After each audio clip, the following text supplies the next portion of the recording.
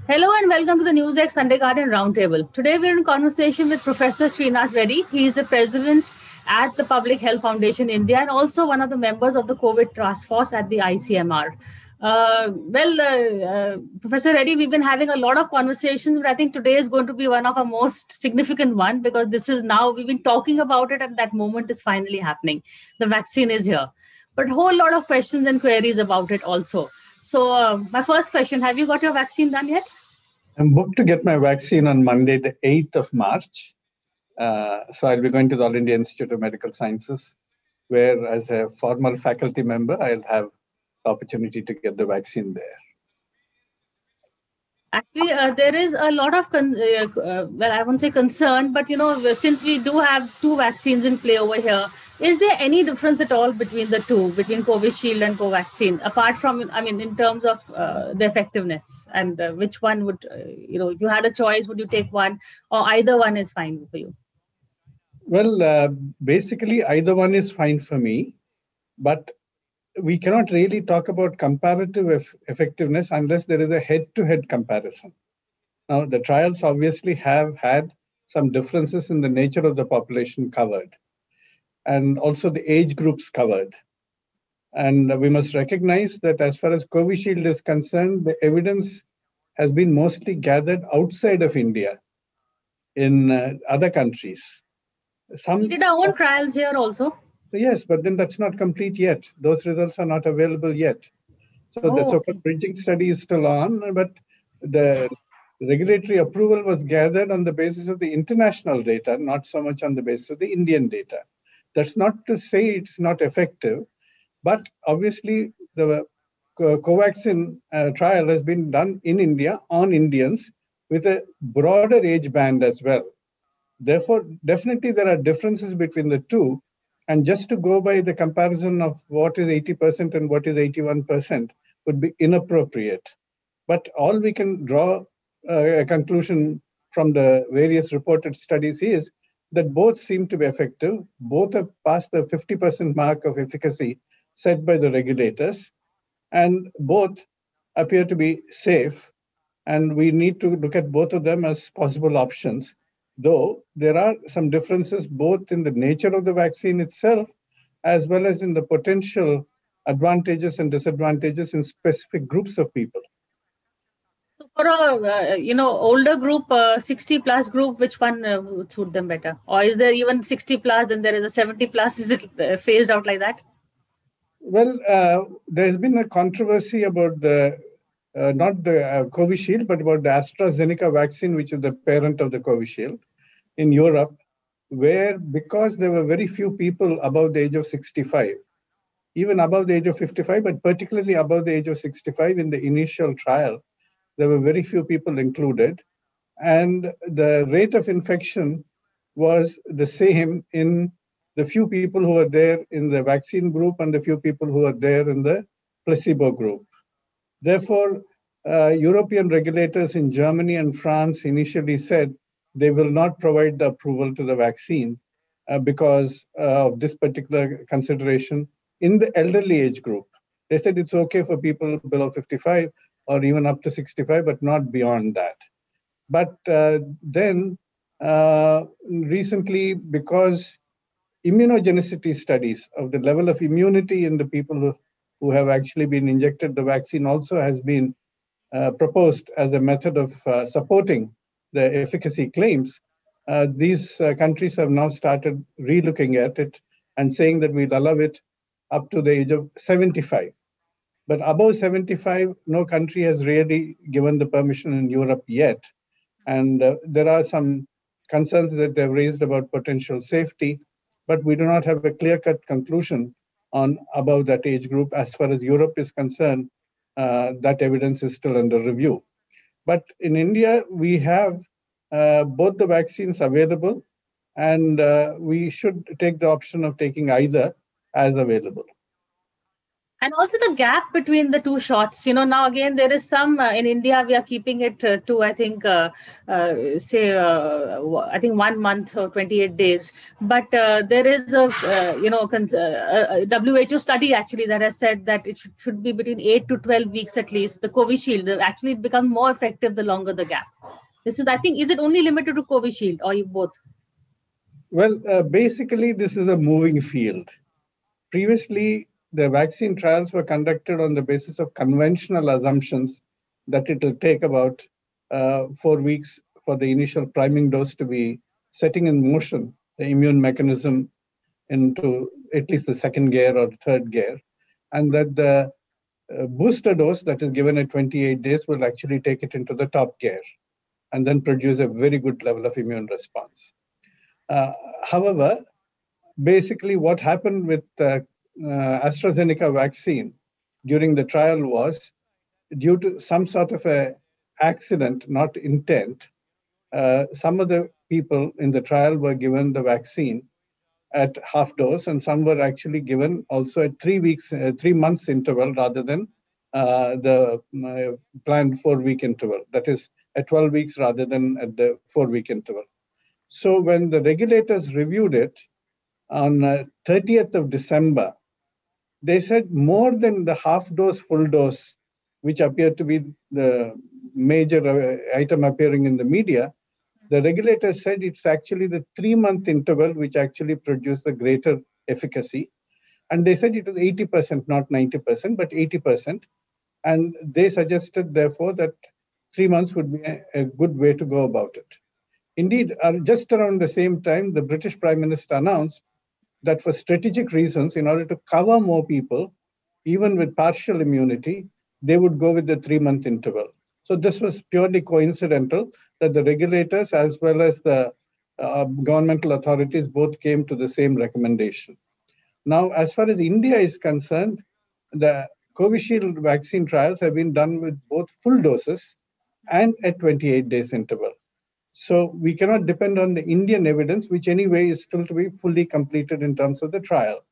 But WHO has reviewed all the evidence available and said AstraZeneca vaccine can be given, and it said it can be given to people above 65 as well, but they have recommended an 8 to 12-week interval based on the composite evidence.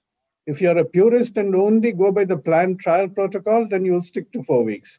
But taking the totality of evidence, I think it's justified to recommend 8 to 12 weeks as the WHO has done. If you were taking Covishield, would you wait the 8 to 12 weeks? I'm actually taking Covaxin at the All India Institute of Medical Sciences. But if I were taking Covishield, yes, I would wait for 8 to 12 weeks. And what about Covaxin? Is there any such same kind of study regarding the gap, or that you will take after 28 days?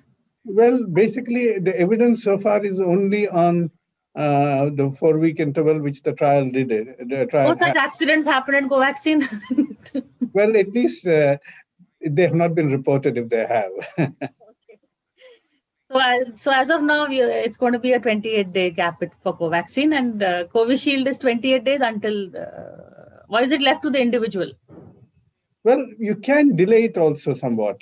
I do not think it's a problematic area. You can delay it up to 6 weeks or 8 weeks, and then try and get more out of it if you wish. But I think the trial protocol said 4 weeks, so most people are going with the 4 weeks. But some people have not taken it exactly on the 28th day. And it's been stated that you can take it in a week or two later on. It doesn't matter, but do take it. So if someone wants to wait, he has that option to wait till at least 8 to 12 weeks or 10 weeks. Yes, they do. My other question is regarding the supply side, because we've seen, first we saw that vaccine hesitancy, and now we're seeing there is a whole lot of enthusiasm for it, which leads to a lot of crowds, is that going to ease up anytime soon? Are they going to open up more centers? I think they're opening up more centers because the rising number of cases in different parts of India and the widespread concern that mutants are now beginning to circulate, even though the numbers are not large as yet, has led many people to believe that they should now get vaccinated. And secondly, I think the hesitancy barrier has been broken through, partly with very prominent political leaders taking the vaccine in public view. And now the Covaxin results coming out now, affirming that it's about 81% effective, is very helpful to remove some of the concerns that the efficacy claim has not yet been proven. Interim phase data is in. That's what the headline says. This means, what does this mean? Can you translate that to a common man? Interim phase data means what? Well, that's for Covaxin, that is 81% effective. Basically, you must remember that when you are actually vaccinating people, you have to wait at least for about 2 weeks after the second dose is given for you to determine whether there has been an infection or not. Since people were still getting the injections during this period, the people who have received injections, for example, in February, the first injection or the second injection late in February would not have completed it. And therefore, also cases are now beginning to get accumulated from the people who received the injections in the last 2 or 3 months. And those data are being analyzed for completion. But so far, people have completed the period of observation for interim analysis. The efficacy claim is fairly good. 81% is something we should be happy about. And how does this deal with the new virus that is coming in, whether it's the Brazil strain or the UK strain, etc.? Because Covaxin has been, I believe, taking into account all these things. Well, interestingly, I was one of the people who said right in the beginning and wrote in the newspapers as well that inactivated virus is likely to be more protective against the mutants, theoretically, because it offers a larger platter of antigens for the immune response to develop. Whereas the spike protein, which is the one that most vaccines are currently using, is a very good protein for targeting and getting the immune system fully revved up against it. And that's why you are seeing through the mRNA vaccines about 94, 95% efficacy rates. Nevertheless, it is still an immune response directed against only one of the antigens that the virus has. Now, suppose the virus very smartly develops mutations to evade that. It's called vaccine escape. Then you do not have much of an option. And that is what has happened even with the AstraZeneca vaccine in South Africa, where the mutations rendered it relatively ineffective against the mutant. So if you have an inactivated virus with a larger platter of antigens, at least 3 of them, then the body may not develop the same level of efficacy against the spike protein itself because the immune response is spread out a little more. But nevertheless, it has an immune response against the other antigens of the virus as well. So it is possible to catch it by the ear if you can't catch it by the nose, the virus, I mean. Okay. So which are the other vaccines that have this, have taken the inactivated virus as their base? Well, there are other vaccines, like one of the Chinese vaccines is also an inactivated virus vaccine. We are still waiting for the results of that to see how that is going to perform. And the other vaccinations on the anvil, a lot of people I know are very excited about the nasal drops for some reason. They think that is going to be something that they would rather wait for. A, should they wait because we don't know how long it's going to take? And B, is it worth the wait? Again, I've also been writing about this for the last 4 months. So the first one who told me about it actually on my show. Yes. The mucosal vaccine offers advantages because the virus mostly enters and resides in the nose and from there starts spreading elsewhere. Now, the systemic vaccine, which is given as an intramuscular injection, produces short-lived IgM antibodies to resist it and longer-lasting IgG antibodies to overcome it. However, it doesn't produce what are called secretory antibodies or IgA antibodies. And therefore, it is only fighting off the virus both through the antibodies as well as through the cellular immunity after the virus has come into the body and taken up residence in the body, in the nose particularly, or the throat. So now, if you actually take a mucosal vaccine, which is something that you can inhale, then the antibodies that are produced in the nose and the throat are secretory antibodies, are IgA antibodies. And they can wash off the virus. They can sort of, like a broom, they can actually clear the virus very fast. So the likelihood of infection is also greatly reduced apart from the likelihood of disease. Secondly, the advantage it offers is that children can take it. Now, you don't want to have a 4-year-old suffer from 2 intramuscular injections. So there are a number of ways in which you can give it to children, frail, elderly, and so on. However, this is still a theoretical construct. We know that it's likely to succeed, but we'll have to wait for the trials to be completed. Some trials are going on. Some of these vaccines are in early clinical stages of evaluation. Some others are in a little more advanced stage of clinical evaluation. Not only the Bharat Biotech vaccine, which is just entering the early clinical stages, but also there is another vaccine produced by Altimmune, which is in more advanced clinical stages. So we'll have to wait for those results to see if all these theoretical considerations really turn out to be true. We're going to take a break and come back and keep this conversation going, but after a quick break.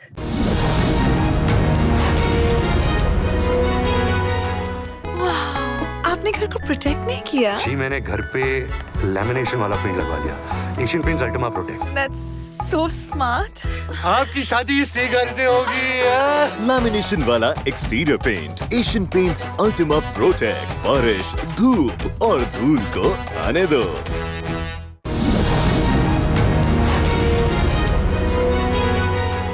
Hello and welcome back to our conversation, Professor Srinath Reddy, on, of course, what else but vaccinations.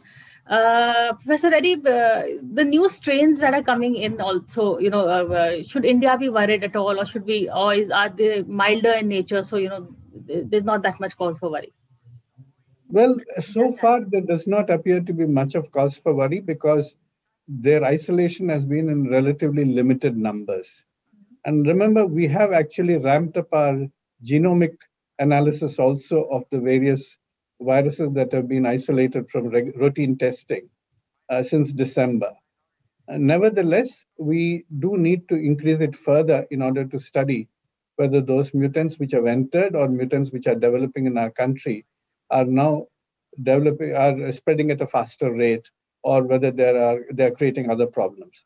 There are 3 potential problems with mutants, and we need to study all of them. First, does the mutant spread more rapidly? Second, does it have more virulence? Does it make people much sicker, likely to result in serious infections and death? And third, does it have vaccine escape? Does it escape the effect of the vaccine protection? So all 3 of these need to be studied. So our genomic screening definitely has to be ramped up. It's going on well. It needs to be ramped up in order to keep a watch on all 3 of these elements. But we're hearing this surge in Maharashtra, for instance. How much is that responsible for the location? Also, are there a lot of international flights coming in? Why is there such a big surge over there? Well, basically, it appears, as far as we are being told by the authorities, that most of it is because of increased mobility, laxity in observing precautions. And of course, being a large state with a lot of commercial activity, there's a lot of movement within the state as well, apart from international travelers coming in or people coming in from other states as well. So it could be a combination of factors, though the mutants are also being blamed to some extent. We'll have to really study how much of that is true and to what extent. Certainly the mutants may be isolated, but are they really becoming more infectious? We still do not have evidence of that. And what are the new vaccinations that we can expect to see in India? I think Johnson & Johnson one people are talking about. Sputnik is another one that people are talking about. Well, the earliest that we have is Sputnik, which has sort of applied for permission from the regulator, who has asked for a little more information to be provided. And now that internationally they have published their data, and of course it must be going up for WHO approval as well, it's possible that with adequate evidence being provided, this may get regulatory approval soon. And since the production has already been on in India, the distribution logistics have been worked out, I think we should be able to see it in the field pretty soon. As far as the other vaccines are concerned, I think Zydus Cadila is the other one that may come up because, again, the testing and manufacture are both being done in India. As far as the Johnson & Johnson is concerned, it depends upon their ability to provide adequate proof to the regulator about their claims, because no proof of efficacy has been demonstrated yet in the Indian population. They'll have to produce the international data and then apply. But obviously, being a single shot vaccine, it has a great deal of attraction. And secondly, even its storage dynamics are much simpler in terms of the cold storage. And finally, we are approaching 1 year, of lockdown this month, March 23rd. What all have we learned in terms of the long haul impact of COVID? Is there, are we seeing people's, is that still a huge concern, or you think that can all, like we are now knowing a lot about the disease itself, we are fairly in a better place to handle it? Are we in a better place to handle the long haul implications, the long haul impacts? We know that there is a definite long haul element, at least for about a third of the people. Now, obviously, this has lasted from some weeks to some months. In some people who are asymptomatic also, imaging studies in the lungs and the heart have shown effects. Others have had neurological effects like brain fog and even other elements, encephalitis and so on. And then we have seen fatigue as one of the major elements that people have had. And muscle aches and myalgia has been reported to last long. So there are a number of areas where there has been concern expressed that people can feel these effects for weeks and possibly for months. Now, we cannot really say to what extent these are going to last beyond a few months, because still this is a year-old epidemic. But certainly the fact that many people are bothered by it, and the estimates suggest that about a third of the people at least have some effects or not lingering beyond the immediate 2-week period of the illness, that warrants watching. We have to hope that most of these effects will dissipate over time without leaving long-term sequelae. But we do know, even with other viruses, that chronic fatigue syndrome, myalgia, neuropathies, neurological deficits have lasted beyond a year. We have to hope that in this particular case, this is not going to happen. And sorry, I said last question, but one I forgot to ask is the side effects of the vaccine. What should people, look out for or worry about, apart from, little bit of a pain or temperature or something? Well, those are minor effects and they're expected. And quite often, if the immune response is quite strong, your body definitely will let you know by having muscle aches and a bit of fever. But some people will not even feel that. But the major elements that we ought to really watch out are any area of sudden giddiness, which suggests that the blood pressure is falling, or sometimes the blood pressure can rise partly because of the anxiety related to the vaccination process itself. And of course, if there are other elements like neurological effects, like severe weakness in any of the limbs, that are unlikely, but those are the kind of things that one should watch out for. But if the blood pressure is falling suddenly, immediately at the point of vaccination, that's called an anaphylactoid reaction. And that would be noted and it would be taken care of then and there itself. But if the fever persists beyond 2 days, I think people should go and get themselves examined as to what the problems are. And a lot of people are saying, look, they do that antibody test and they say, I already have enough antibodies, so I don't need the vaccination. What do you say to people, to them? Well, the antibody levels are very good and encouraging that they have that level of protection at this point in time. But if the question is how long are they going to last, we do not have an answer. It is very variable from individual to individual. These antibodies may last between 3 to 6 months. It is true that cellular immunity may still last there, but we have no method of testing it. And secondly, we do not test it in general in large scale except in laboratories of research. But also, remember, that the viral load in a natural infection is very variable. And therefore, the immune response is also very variable in strength. Whereas with a vaccine, it's a standardized dose of antigenic challenge. Therefore, you can have a predictable immune response. Secondly, the infection is only giving you one exposure. In the vaccine, you are getting both the priming dose and the booster dose. So your immune response is going to be stronger and last longer.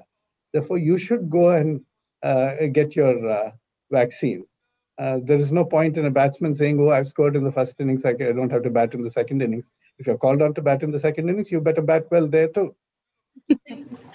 On that note, thank you so much. And we look forward to a post-vaccinated talk with you soon. But thank you for helping us throughout these times of COVID. Thank you.